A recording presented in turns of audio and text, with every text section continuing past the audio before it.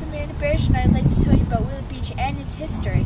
Willard Beach is a small neighborhood beach in South Portland that extends approximately 2,000 feet from Spring Point at Fort Preble south to a rocky point known as Wharf Point or Fisherman's Point. The beach opens into Simonton Cove. These were some of the houses that existed on Willard Beach in the past. This is the entrance to Willard Beach from Willow Street. This is the entrance to Willard Beach from Willard Street. And this is the entrance to Willard Beach from Deek Street. In 2009, Willard Beach was one of the top 10 most polluted beaches in Maine. Part of the reason may be because there is a storm drain that runs across the beach and into the ocean.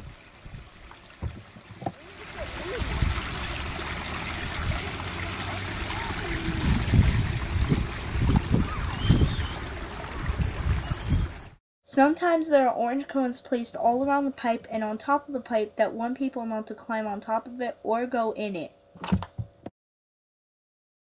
Green, white, and red flags are used to advise beachgoers whether they can go in the water or not. If a green flag is up, people are permitted to go in the water. If a white flag is up, people are advised not to go in the water. And if a red flag is up, people are not permitted to go in the water. Early in the 1700s, Simonton's Cove was a busy fishing port. It was the site of William Simonton's wharf and warehouse where he carried on an extensive trade with the West Indies, exporting items like lumber, barrel parts, and dried cod, and importing products like molasses and sugar.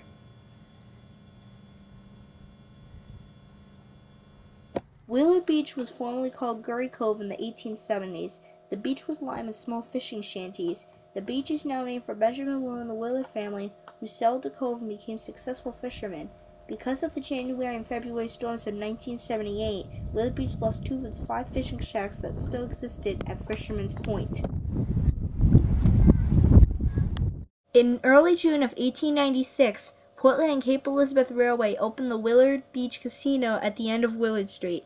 The resort cost $30,000 to build and was a 2-story building and featured a bowling alley, dining rooms, spacious verandas, a dance hall, an automatic pipe organ, and many recreational facilities. The Willard Beach Casino was built by the Cape Elizabeth Shore Railroad Company, a trolley company to encourage ridership on its trolleys. The casino was a tremendous success, and the company installed double tracks on its line wherever possible to handle the increased traffic.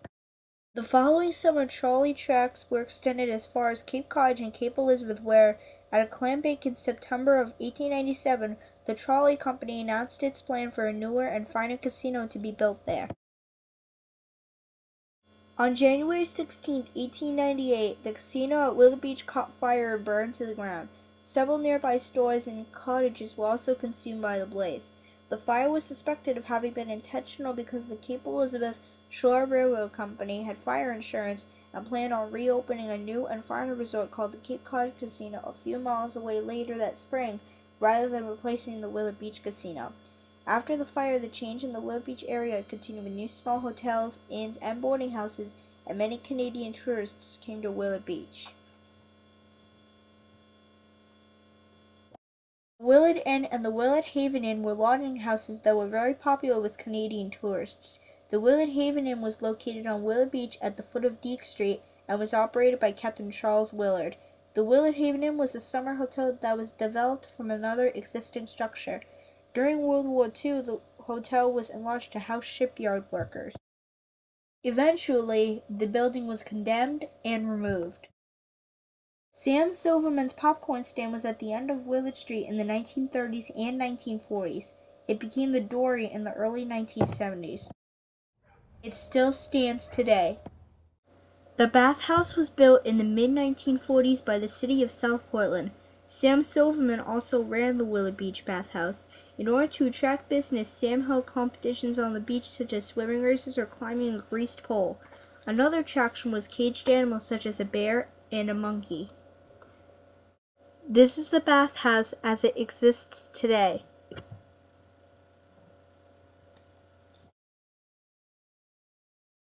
This is the playground in front of the bathhouse.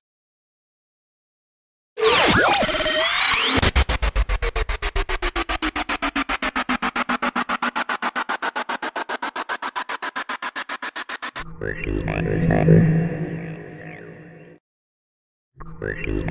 you.